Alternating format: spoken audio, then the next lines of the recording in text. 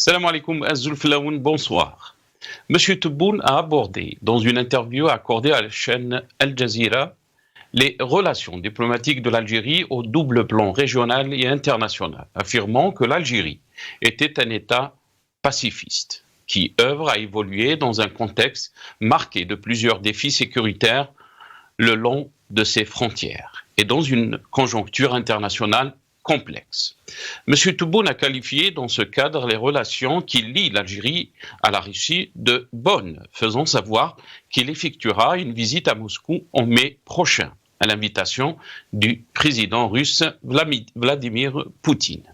À la question de savoir si les relations qui lient l'Algérie à la Russie ne dérangeaient pas les États-Unis, M. Tebboune a déclaré « Nous essayons de leur expliquer que notre appartenance n'est pas militaire et qu'il ne s'agit pas non plus d'un parti pris idéologique. Nous sommes un État neutre et nous nous considérons comme étant amis des États-Unis. Le non-alignement est notre politique. » M. Tebboune a oublié au passage de préciser que l'Algérie est le premier importateur d'armes russes au monde, avant la Chine et l'Inde.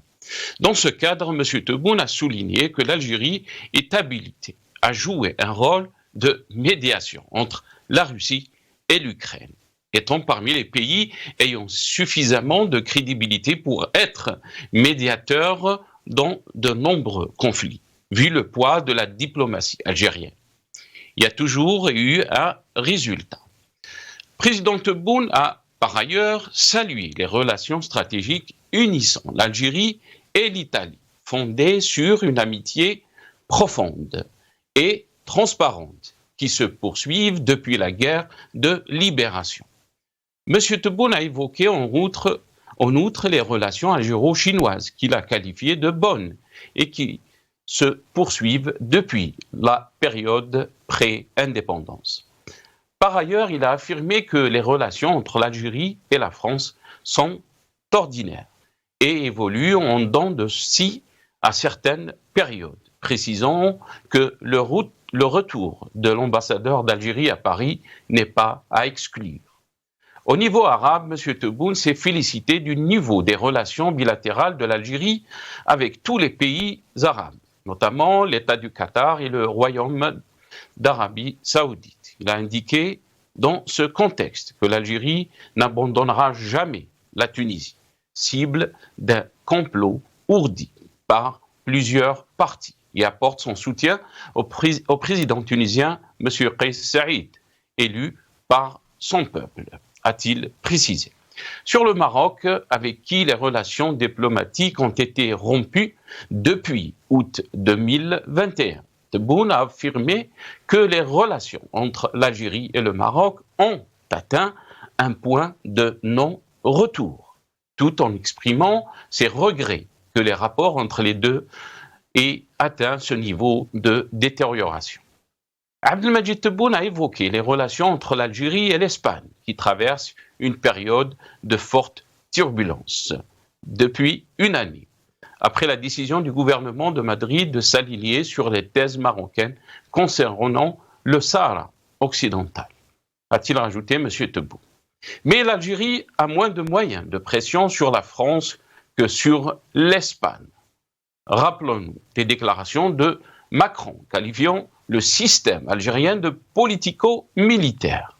La diplomatie algérienne donne la priorité à la lutte contre l'opposition, au détriment d'autres aspects de la coopération avec les pays d'Europe, portant notamment sur les échanges économiques et culturels. Pour les officiels algériens, la déclaration du président français est inadmissible de la part d'un chef d'État étranger. La réaction sera d'autant plus brutale que le régime algérien n'assume pas sa caractéristique essentielle, à savoir que la souveraineté appartient à la hiérarchie militaire, en lieu et place de l'électorat, sous un habillage institutionnel qui ne traduit pas la réalité des rapports d'autorité au sommet de l'État.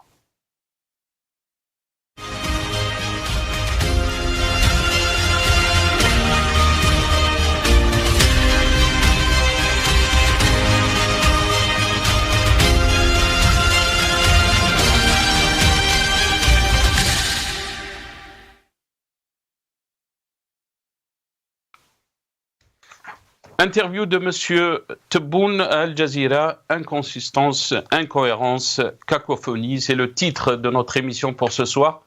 Et pour en parler, j'aurai le plaisir d'accueillir dans cette émission Monsieur Kebir, Karim Kebir, journaliste. Il sera avec nous depuis Alger et je pense qu'il est avec nous. Karim Kebir, bonsoir.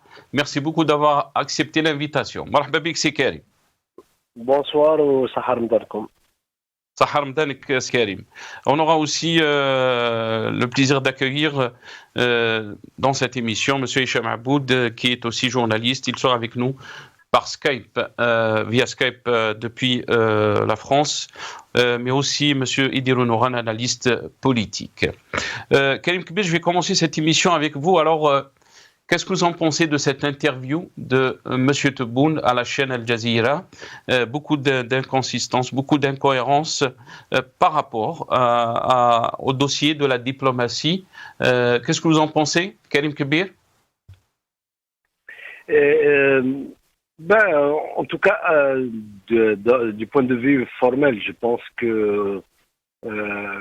qu'après ce qu'il a, ses sorties médiatiques, en tout cas à l'intérieur, donc certainement son staff de communication, donc on cherchait à lui donner un peu une forme de visibilité à l'international. Donc je pense que c'est ce qui a conduit à choisir un canal qui est quand même qui est très connu, très ouvert, notamment Al Jazeera, parce qu'on ça fait longtemps en tout cas qu'il ne s'est pas exprimé à un média étranger. En général, c'était il y avait les journaux d'opinion en France, sinon il y avait le Figaro, le récent entretien qu'il a fait au Figaro. Et là, il a choisi le Jazeera, qui est quand même un média lourd, très regardé dans le... Mais je ne trouve, personnellement, je ne trouve pas de nouveauté dans ce qu'il a dit en matière de politique étrangère, en tout cas, ces dernières années. C'est pratiquement les mêmes positions qu'il a répétées, que ce soit le conflit en Ukraine, que ce soit le problème avec la France, que ce soit avec le Maroc, que ce soit avec l'Espagne. Il y a un truc qui m'a personnellement que j'ai relevé, c'est le fait qu'il est dit à propos du Maroc que ça a atteint un point de non-retour. Absolument. Ça sera ma question, Karim Kebir, parce que je voulais aussi vous faire écouter ce passage, donc les déclarations d'Ahmed Tebboune. Bien sûr, cette interview accordée à la chaîne Al Jazeera. On écoute Abdelmajid Tebboune donc sur la question de la relation avec le voisin, le Maroc. بصفة مختصرة جدا، أولا نأسف على الشيء اللي وصلنا له جارين. ثانيا الإنسان يستخلص العبرة في 60 سنة استقلال، الحدود مغلوقة منذ 43 سنة، فيه أكثر من دلالة وأكثر من جواب على السؤال تاعك. كل حال وصلنا تقريبا نقطة لا رجوع، واحنا الموقف تاعنا رانا في ردة فعل، لن نكون يوما ما البديئين لأي شيء. أتمنى إن شاء الله الخير. ما هي شروط الجزائر لإعادة ترتيب العلاقة مع المغرب؟ لو كانت فيه شروط، لو كان فيه قضية شروط أو قضية لا تقبلنا بصدر رحب، يعني أن يتدخل بعض الأشقاء اللي طرحوا طلبوا باش نقبل الوساطة نتاعهم إلى آخره، ولكن أمور يعني هناك من بادر إلى طرح الوساطة إلى القيام بوساطة، ولكن رفضتم ذلك. لأن ما فيش مادة للوساطة. يعني صراحة نعاود نكررها، احنا غلقنا الحدود حتى لا نصل إلى ما لا يحمد عقباه. نعم، لكن إغلاق الحدود كان في 95. لا الآن قطعنا العلاقات وغلقنا الجو وغلقنا كل شيء.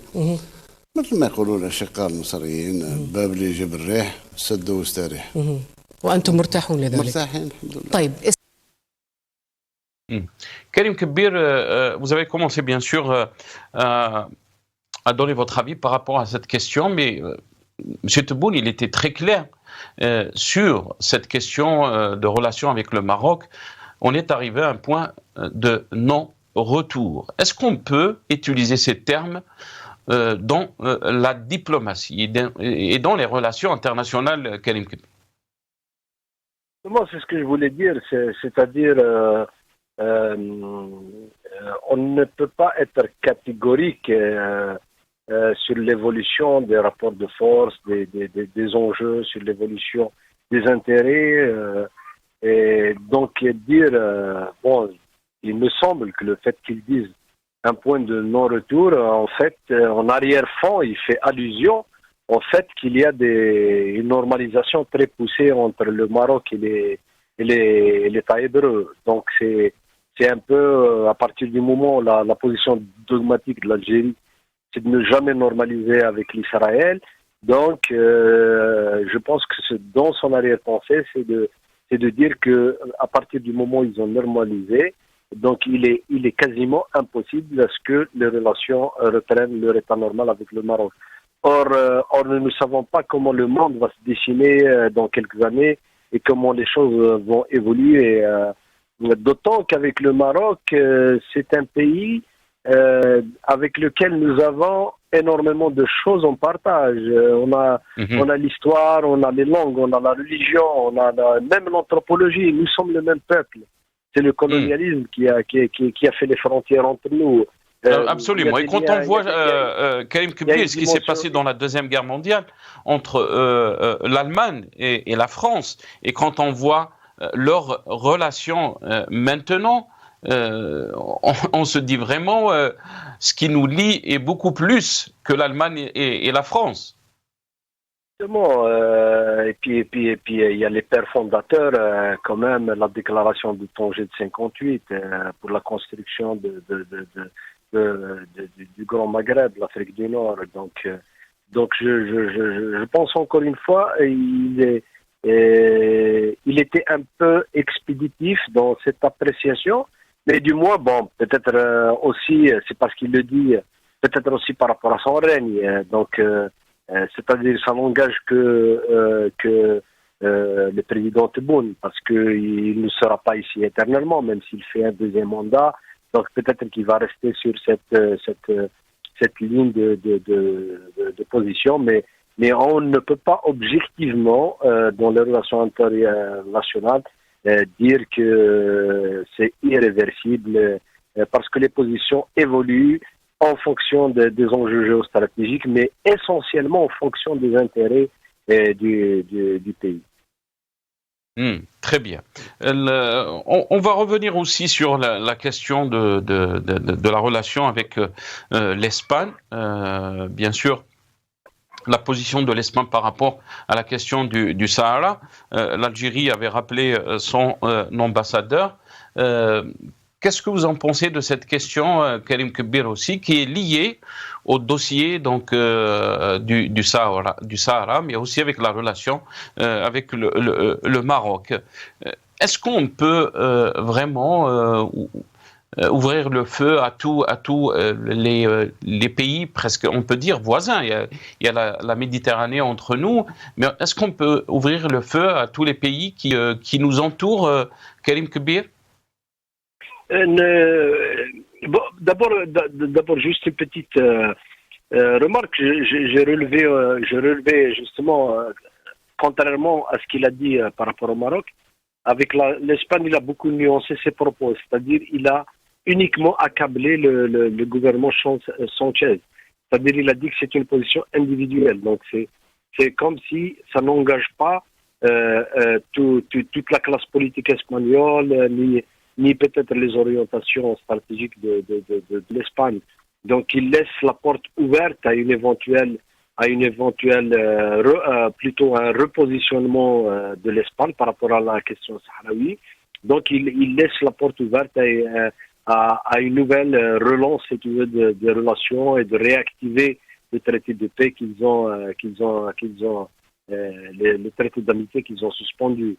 Mais effectivement, depuis les dernières années, force est de constater que l'Algérie a eu des problèmes avec pas mal de pays en matière de relations internationales. On a eu des problèmes avec la France, avec l'Espagne, avec le Maroc. Il y avait une petite... bon, c'était une tempête dans un verre d'eau, mais quand même, il y avait des petits soucis avec la Tunisie pendant la période du Covid.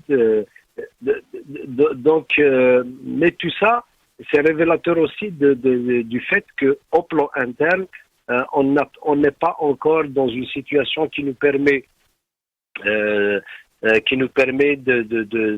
d'être très fort sur la scène internationale, parce que tous les experts, tous les diplomates le disent.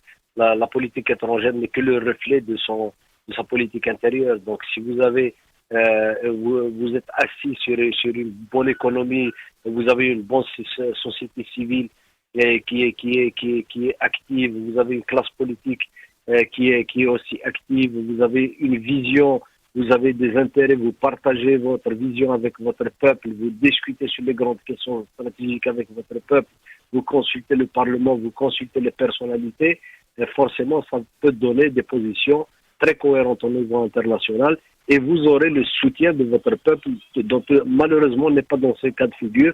Donc souvent c'est le régime qui détermine ses positions, et comme à l'extérieur il n'ignore pas les difficultés et les questions de légitimité qu'ils ont vis-à-vis du peuple, donc forcément parfois notre voix n'est pas audible, d'autant que nous avons traversé une période assez longue avec l'absence de Bouteflika, ce qui a un peu porté un coup à la diplomatie et le poids de l'Algérie sur la scène internationale.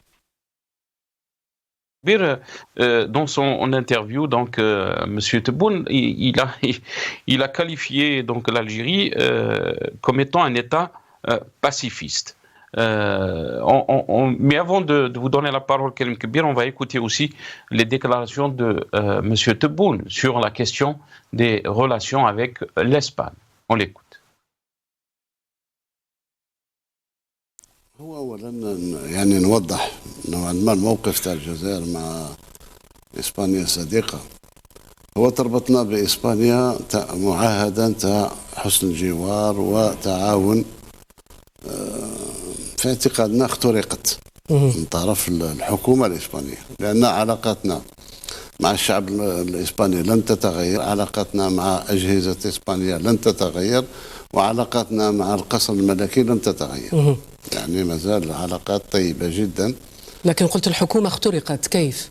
الحكومة لأن أولا الحكومة نسات ولا تناست أنها القوة المسيرة للصحراء الغربية، هكا يقولوا الأعراف، هكا يقول القانون الدولي. لما المستعمر يغادر مكان ما بدون حلول تبقى المسؤولية نتاعو قائمة. يعني ما فيش حل الآن، حل راه بين يدين مجلس الأمن، ولكن ما تطبقش أي حل بالنسبة لقضية الصحراء، فيها نزاع. إسبانيا كان من المفروض تقعد في الحياد، هذاك هو الشأن. ولكن انحازت إلى المغرب في موضوع الصحراء الغربية. ماشي انحازت بتصرفات اللي ما تعفيهاش من المسؤولية نتاعها، وكانت تصرفات سرية، لأن كنت استقبلت أنا الرئيس سانشيز شهر قبل ولا شهر ونصف، تحدثنا في كثير من المواضيع، لأن علاقاتنا مكثفة مع إسبانيا. وفي النهاية اللي فتحوا ملك المغرب واللي قرا رسالة، حتى الوزراء نتاعو ما كانش على بالهم بالموقف هذا الجديد اللي خداه الملك نتاعو، ما على بالوش، البرلمان الإسباني ما كانش على باله. إذن هو موقف فردي. احنا اعتبرناه انه موقف فردي ويصعب التعامل معه نظرا لما وصل اليه بهذه البساطه وهذه السهوله. طيب Karim Kebir, quand il parle, M. Tebboune, de la décision de l'Espagne, bien sûr, concernant le dossier du Sahara, il parle comme si c'était donc le chef du gouvernement était le seul à souligner donc la diplomatie d'un pays comme l'Espagne, un pays qui est un pays démocratique. Qu'est-ce que vous pensez de cette réponse de M. Tebboune, Karim Kebir? comme je vous l'ai dit, je pense qu'il essaye d'attribuer cette décision uniquement au gouvernement Sanchez.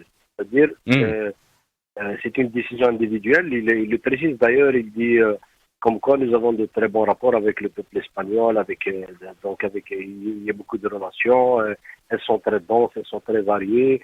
Donc c'est un peu, je vous dis, il laisse la porte ouverte, comme quoi peut-être avec le changement de gouvernement, d'autant qu'il subit quelques critiques, le gouvernement Sanchez, donc il parie sur le fait que peut-être avec l'avènement d'un nouveau gouvernement, que la position pourrait être changée. Mais à vrai dire, il serait naïf de penser que, naïf ou c'est une façon aussi de ne pas regarder la chose. Mais je ne pense pas que l'Espagne a décidé unilatéralement de changer sa position sans avoir informé l'Union européenne, parce que l'Europe détermine souvent sa position de façon commune, même si parfois il y a des divergences sur certaines questions, par exemple la question migratoire, mais les grandes questions, je ne pense pas que l'Espagne ait agi toute seule. Donc c'est une décision où le gouvernement espagnol a dû informer, que ce soit la France, que ce soit l'Allemagne, et en tout cas l'Union européenne a dû donner son quitus pour que le gouvernement engage cette position. Peut-être même l'Espagne, le fait qu'elle ait décidé de changer sa position, peut-être qu'elle avait parié sur le fait que l'Algérie était dans une position fragile, notamment après le Hirak et après ce qui s'est passé en Algérie. Donc elle pensait qu'elle était dans une position fragile, qu'elle ne pouvait pas faire grand-chose. Et c'est pour ça que la réaction de l'Algérie était une réaction un peu peut-être résidue espagnole qui est très dure. Et là, le Tebboune essaie de dire comme quoi c'est une question isolée. Mais moi, personnellement, je ne pense pas que l'Espagne ait décidé comme ça d'un seul coup de tête de changer sa position. Il n'avait pas apprécié tous les enjeux et toutes les approches concernant l'engagement du pays sur les questions d'avenir. Très bien. Et sur la relation, bien sûr, de l'Algérie avec la Russie, la question des États-Unis par rapport à ça, bien sûr, la question était, est-ce que les Américains n'étaient pas contents de ce rapprochement entre l'Algérie et la Russie? On écoute M. Tebboune Karim Kebir sur cette question et je reviens à vous juste après ça. مش مع الاستقلال، قبل الاستقلال وما زالت مستمرة. مع أمريكا علاقتكم مع روسيا لا تزعج الأمريكيين؟ نحاولوا نشرحوا نفهموهم على أساس أن انتمائنا ماهوش عسكري، ماهوش انحياز إيديولوجي، ولا احنا دولة وسطية. احنا نعتبر نفوسنا أصدقاء الولايات المتحدة. نعم. إذا كان هما عندهم نفس الشعور بالنسبة للجزائر ما فيش مشكل. إذا احنا عدم الانحياز هي سياستنا. نعم. نتعامل مع روسيا، نتعامل مع الولايات المتحدة في ميادين أخرى. اليوم أكبر شركات تاع نفط أمريكية اللي عندنا. شوفرون، أوكسيدونتال إلى آخره إلى آخره. وما طالحين حتى مشكل. طيب لو Karim Kebir, donc le non-alignement, c'est notre politique. La réponse était très claire de M. Tebboune. Votre réaction, Karim Kebir, surtout que l'Algérie est un partenaire privilégié de la Russie, surtout en termes d'armement. Oui, effectivement, c'est une position dogmatique de l'Algérie depuis l'indépendance. Même si c'est passé un peu de mode le non-alignement, mais en tout cas, sur le plan dogmatique, c'est comme ça. C'est une position, soi-disant, juste milieu entre les... Mais cette position ne peut pas résister aux chamboulements géostratégiques qui sont en train de s'opérer sous nos yeux.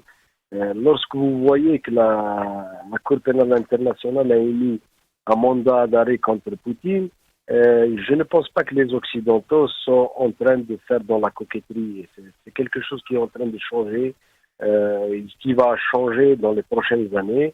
et nous serons d'une façon ou d'une autre contraints à prendre une position. Et je crois que le vice-président de la Commission européenne, qui était la semaine passée sur l'Algérie, l'a révélé dans son dernier rapport. Il avait clairement dit qu'il y avait des divergences entre nous et l'Algérie par rapport à la guerre en Ukraine. Ça veut dire que d'une certaine façon, Borrell avait révélé que l'Algérie avait un penchant pour la Russie. Mais est-ce que ce soutien, ou c'est-à-dire de rester toujours avec la Russie, sachant bien sûr toute la densité de relations qui lie l'Algérie à la Russie, est-ce que l'Algérie va rester éternellement justement dans cette position? Est-ce qu'elle ne sera pas contrainte justement à travers de multiples pressions de choisir son camp? Nous ne le savons pas, mais en tout cas, je sais que nous aurons des difficultés dans les prochaines années par rapport justement à cette question, parce que les répercussions, comme je vous l'ai dit, sur le plan géostratégique, ils seront énormes dans les prochaines années. Très bien. Et sur la question avec la relation avec la France, Karim Kbir, on a vu bien sûr ces derniers temps le rappel presque 2 fois en une année de l'ambassadeur algérien en France. On écoute bien sûr Tebboune ce qu'a déclaré sur la question de la relation avec la France, l'Algérie avec la France. Et je reviens à vous, Karim Kbir.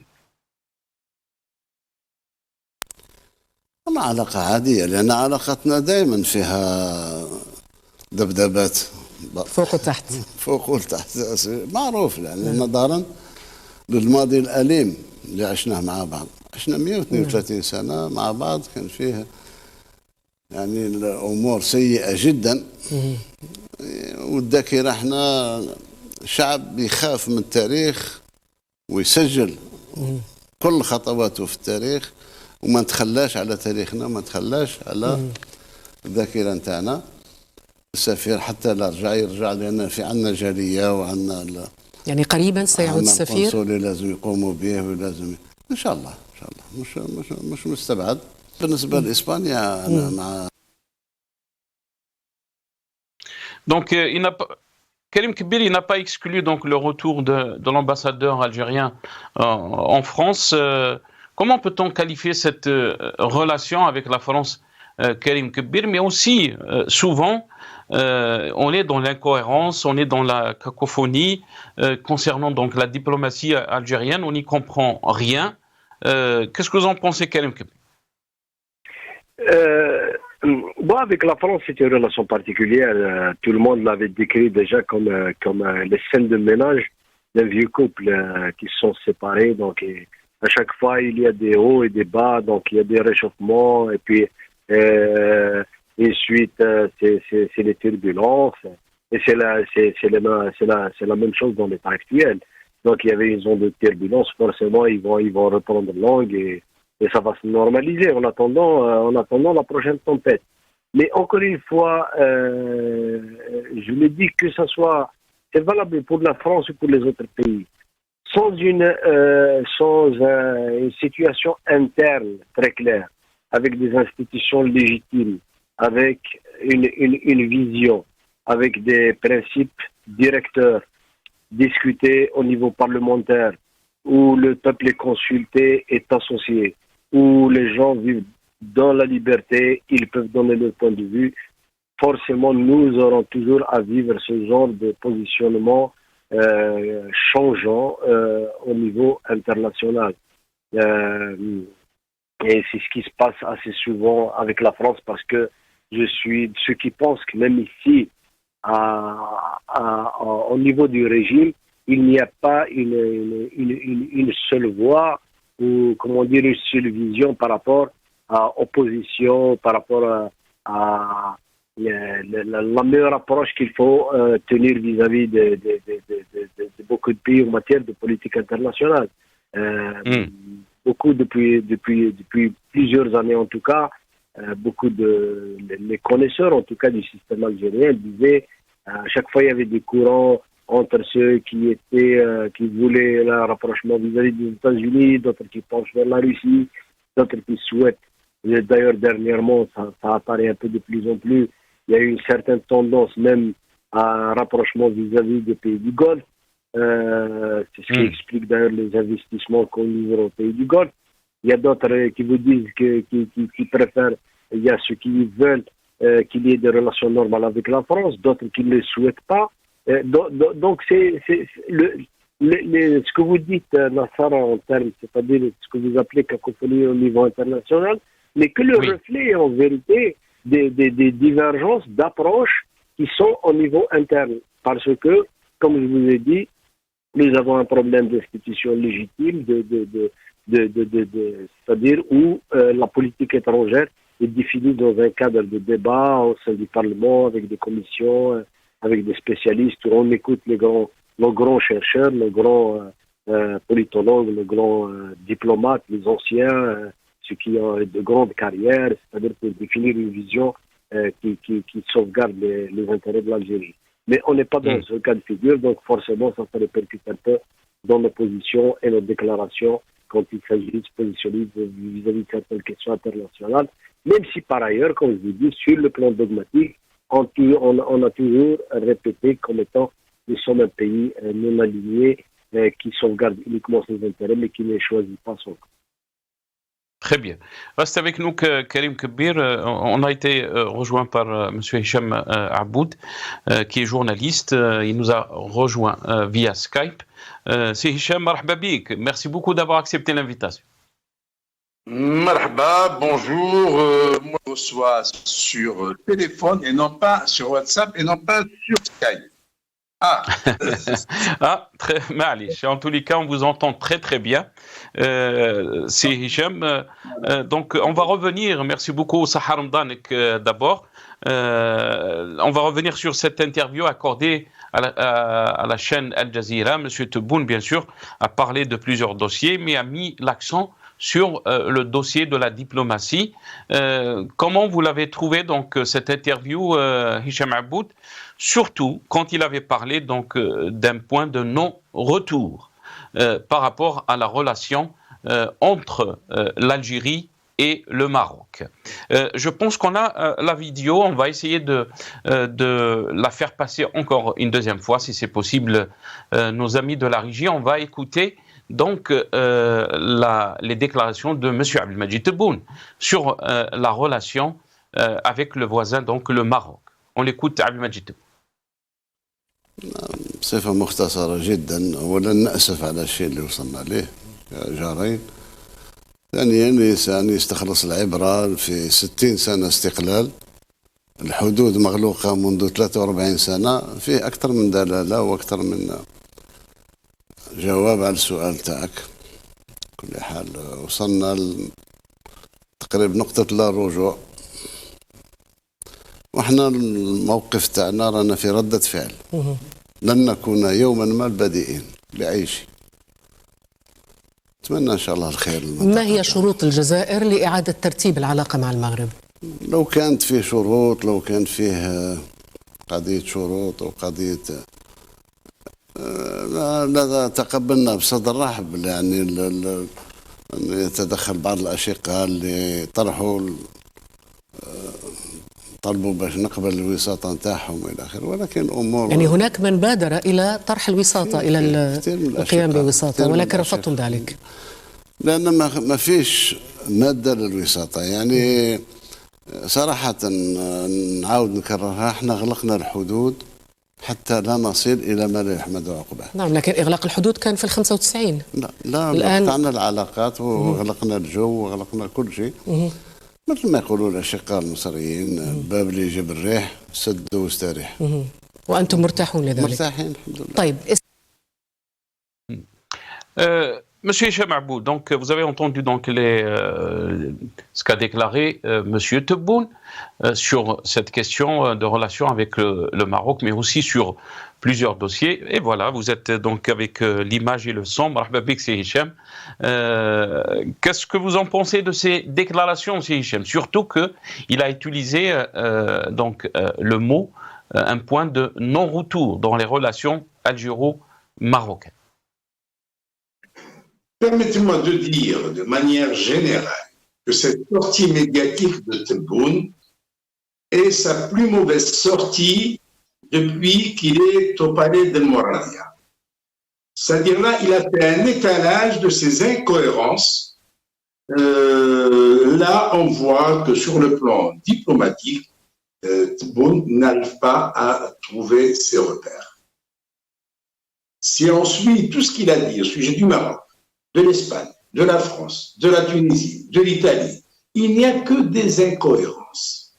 Dire d'abord que nous sommes arrivés à un point de non-retour avec le Maroc, en politique, cela n'existe pas. Cela n'existe pas. Surtout quand il y a un conflit. D'ailleurs, il n'y a pas de conflit, il y a un différend entre l'Algérie et le Maroc. Et lorsqu'il dit que nous sommes arrivés à un point de non-retour, il n'y a plus rien, cela veut dire quoi? Cela veut dire que nous sommes au bord de la guerre. D'ailleurs, il dit qu'on a fermé les frontières pour éviter le pire. Ça, c'est la deuxième fois qu'il le dit. C'est quoi le pire? La guerre? Mais il n'avance pas une seule fois un seul argument pour justifier ses dires.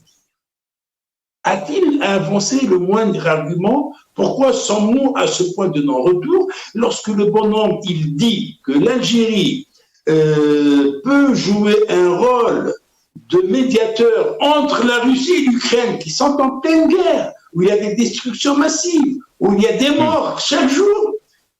Là, il parle de médiation. Il a dit même, c'est Hichem, que l'Algérie est parmi les pays ayant suffisamment de crédibilité.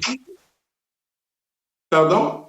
Il a dit dans cette interview que l'Algérie étant parmi les pays ayant suffisamment de crédibilité pour être médiateur dans de nombreux conflits. Oui, alors, et je l'ai mis dessus déjà, quand je parle d'un conflit armé, conflit armé, c'est-à-dire qu'il y a possibilité de trouver une issue, ce qui est tout à fait logique. Et il n'y a pas de conflit armé avec le Maroc, il est indifférent, et il n'arrive pas à donner un seul argument pour justifier tout ce qu'il dit. Donc, là, il y a une incohérence. D'autre part, et quand il parlait de l'Italie, là, je devance, parce que moi j'ai suivi l'interview, quand il parle d'Italie, il dit que l'Algérie est reconnaissante envers l'Italie pour le soutien qu'elle lui a apporté durant la guerre de libération nationale. Que vaut le soutien italien devant ce qu'a apporté le Maroc à la révolution algérienne? Et là, on est reconnaissant envers l'Italie est ingrat envers le Maroc? Non, l'Algérie n'est pas un État ingrat, l'Algérie n'est pas un pays ingrat, le peuple algérien n'est pas ingrat. Il n'y a pas plus reconnaissant que le peuple algérien. Par conséquent, Tebboune n'a rien à voir avec le peuple algérien, n'a rien à voir avec la révolution algérienne, n'a rien à voir avec l'histoire de l'Algérie. Voilà. Et sur la question par rapport donc à la France, Hichem Abboud, il a bien sûr qualifié la relation si on peut dire, de normale, et qui a de temps en temps aussi des difficultés, et qui n'a pas donc exclu le retour de l'ambassadeur algérien donc en France. Comment vous avez trouvé donc cette réponse par rapport à la relation algéro-française? Alors là, c'est ça, quand je dis que Tebboune est incohérent, il ne sait pas ce qu'il fait et ce qu'il dit. Avec la France, lui-même, il avait énuméré, il y a quelque temps, les méfaits de la France en Algérie, les crimes de la France en Algérie. Et il disait qu'on ne peut pas effacer ça d'un revers de la main. Et la France aujourd'hui, si on la compare au Maroc, parce que le problème est là, la France abrite les opposants, abrite tous ceux qui dénoncent Tebboune et son régime, dont moi-même. La France abrite le MAC. Régulièrement, le MAC défile, ses troupes défilent dans les rues de Paris en toute liberté. abrite des Algériens qui défilent régulièrement dans les rues de Paris pour dénoncer le régime. Macron a déclaré tout récemment qu'il ne demandera pas pardon à l'Algérie. Et surtout qu'il a qualifié Hicham Aboud algérien de régime. Et surtout qu'il a qualifié le système de politico-militaire. Voilà, politico-militaire. Suranné, un régime suranné, un régime dépassé. Alors, tout ça, on n'arrive pas au point de non-retour. Et on dit que les relations sont normales. Et quand on retire son ambassadeur, c'est juste pour manifester son mécontentement sur un sujet qu'aucun autre État dans le monde n'aurait fait. C'est-à-dire, pourquoi cette fois-ci il y a eu retrait de l'ambassadeur? Parce que une militante franco-algérienne a quitté l'Algérie, a fui l'enfer algérien à travers la Tunisie pour rejoindre sa seconde patrie qui est la France. Et pour ça, on retire son ambassadeur. Pourquoi? Et la première fois, au mois d'octobre 2021, pendant 3 mois, l'ambassadeur algérien a été retiré. Pourquoi? Parce que Macron avait déclaré à un parterre de jeunes franco-algériens, et ça a été repris par Le Monde, que le régime algérien est un régime qui vit sur la rente mémorielle, c'est un régime dépassé, un régime politico-militaire. Ils sont fâchés pour une déclaration, ils retirent leur ambassadeur 3 mois. Et il ne s'est pas excusé. Donc Macron ne s'est pas excusé. Il n'a pas retiré ce qu'il a dit. Donc comment se fait-il qu'on est si conciliant avec la France et impardonnable, imperturbable, c'est-à-dire qu'il n'y a rien, on ne discute pas avec le Maroc. Avec le Maroc, on est arrivé au point de non-retour. Et quand il parle du retour de l'ambassadeur d'Algérie en France, il dit parce qu'il est soucieux de la communauté algérienne en France. Et pourquoi la communauté algérienne au Maroc, elle compte pour des prunes? La communauté algérienne qui est au Maroc, qui n'arrive même pas, c'est-à-dire à voyager rien que par des airs. Qu'un Algérien qui habite Oujda pour se rendre à Mernia, distante de 5 km de son lieu de résidence, est obligé d'aller jusqu'à Casablanca, 700 km, prendre un vol tunisien jusqu'à Tunis, puis prendre un vol sur Alger, et d'Alger, il va jusqu'à Oran, et Oran, il va sur Mernia. C'est un véritable supplice auquel est soumis l'Algérien. De quel droit Tebboune et son régime se permet-il de faire ce supplice aux Algériens qui, eux, ne l'ont pas élu, ne lui ont donné aucune légitimité pour qu'il puisse prendre pareille décision. Alors, de quel droit se permet-il de faire rompre les relations entre les Algériens?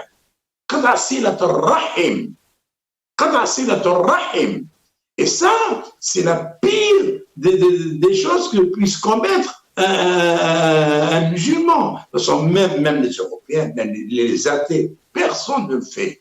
Il n'y a que Tebboune qui l'a fait. Nous sommes le seul pays sur Terre dont le régime a rompu les relations de manière unilatérale et sans consulter ni le peuple, ni les pseudo-représentants du peuple qui sont à l'Assemblée. Sur moi, il avait pris des formes. Cette Assemblée, c'est une Assemblée croupion. Mais au moins, il aurait dû prendre le soin de la consulter. Rien du tout. Ils sont réunis au Conseil de sécurité, au Conseil qui n'est guère représentatif. Dans ce haut conseil figurent 2 criminels qui ont tué des Algériens de sang-froid. C'est Chengueliha, comme cela est attesté dans le livre La sale guerre de Habib Souaidia, qui était présent et qui avait vu de ses propres yeux et qui a rapporté cette scène dans son livre. Et l'autre, c'est de Barmana, qui est connu pour être aussi un criminel. Donc, 2 criminels qui siègent dans un haut conseil de sécurité et qui décident du sort de 44 millions d'Algériens et qui décide du sort des relations de l'Algérie avec un pays frère qui était hier la base arrière de la révolution algérienne. Très bien. Mais sur d'autres questions, par exemple sur le voisin de l'Est, Hicham Aboud, qui est la Tunisie, il a déclaré, M. Tebboune, que l'Algérie n'abandonnera jamais la Tunisie, cible d'un complot ourdi par plusieurs partis. Mais avant de vous donner la parole, on va écouter ces déclarations. On écoute Abdelmajid Tebboune. إذا بالنسبة لإيطاليا معاهدات أكثر استراتيجية معها، لأن إيطاليا تربطنا بها روابط يعني متينة جدا حتى أثناء الثورة ومن بعد الثورة. لكن اليوم هناك عتب من بعض الأطراف التونسية على الجزائر على اعتبار أنها تدعم بين قوسين رئيس يصفونه بالدكتاتوري. ما ندعموه لأنه هو الرمز، انتخبوه الشعب، ما جاش بالقوة، ما دارش انقلاب. يعني هو دعم له أم للدولة؟ للاثنين. الدولة عن طريق رأسها، رأس الدولة. لو ندعم تونس من خلال جمعيات هذا معناه أصبح تدخل في أمورها الداخلية. احنا عندنا دولة رسمية نتعامل معها وما نسمحش في تونس وما نتخلاش عليها، حب من حب وكره من كره. لأن تونس فيه مؤامرة على تونس حاليا تحاك من طرف من؟ كثير من عناصر وتأزمت الأمور كثير من يوم ما تونس استقبلت إبراهيم غالي رئيس الجمهورية العربية الصحراوية. لكن تكدس الصلاحيات بيد الرئيس وتجاوز كل مؤسسات الدولة لا يعنيكم؟ هذا أمور داخلية ما ندخلش في الأمور. طيب. احنا الأمور الاقتصادية.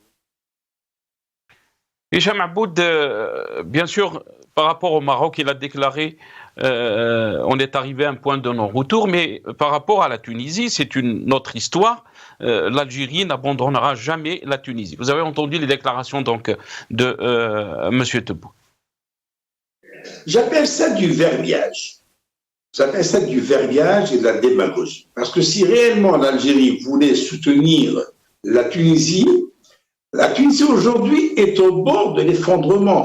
Si la Tunisie ne conclut pas un accord avec le FMI, le Fonds monétaire international, c'est la banqueroute. Aujourd'hui, le peuple tunisien a faim. Pourquoi? Parce que la politique menée par Kais Saied, une politique antidémocratique, une politique qui a remis en cause tous les acquis du peuple tunisien depuis la révolution de 2011, eh bien, elle est en train de mener la Tunisie vers la banqueroute. Et que fait l'Algérie de Tebboune avec la Tunisie? On lui a donné 50 millions il y a 3 ans de cela, 50 millions de dollars, et ça a été là. Et on a fait un dépôt bancaire dans les banques tunisiennes qui permettent à la Tunisie d'avoir des prêts. C'était ni un don ni un prêt algérien.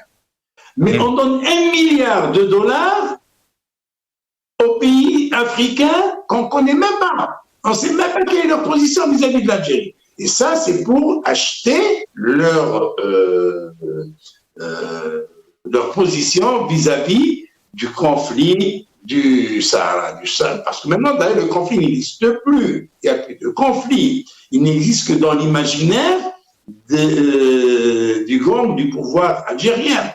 Alors la Tunisie, il dit qu'elle est victime d'un complot ourdi.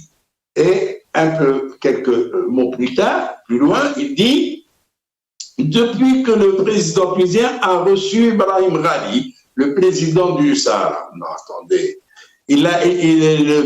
Brahim Ghali, il n'a pas été reçu de bon cœur par Kais Saied. Il y avait eu tout un cinéma, il y avait toute une mise en scène qui a été mise en place. Et Kais Saied a été surpris par l'arrivée de ce Brahim Ghali. Et en disant cela, Tebboune veut entraîner la Tunisie dans son hostilité contre le Maroc. Mais il n'y arrivera pas. Il n'y a pas eu une seule déclaration une seule déclaration de Kais Saïed favorable au Polisario ou favorable à l'Algérie qui soutient le Polisario. Pas une seule fois, pas un seul mot. Donc dire que la Tunisie est victime d'un complot, ça c'est trop dire. Quant à Kais Saïed, on voit très bien qu'il est en train de marcher sur les pas. On s'acoquine avec nous. Merci beaucoup Hicham Aboud. Désolé parce que on me dit que le temps de l'émission est terminé. Avec ça, c'est Hicham Aboud qui était avec nous depuis Paris via Skype. Avec ça, merci aussi à Karim Kebir, journaliste, il était avec nous depuis Alger. Merci à vous, chers téléspectateurs, d'avoir suivi cette émission. Yatikoum Saha ou Saha Ftourkoum. Bqaw ala khair.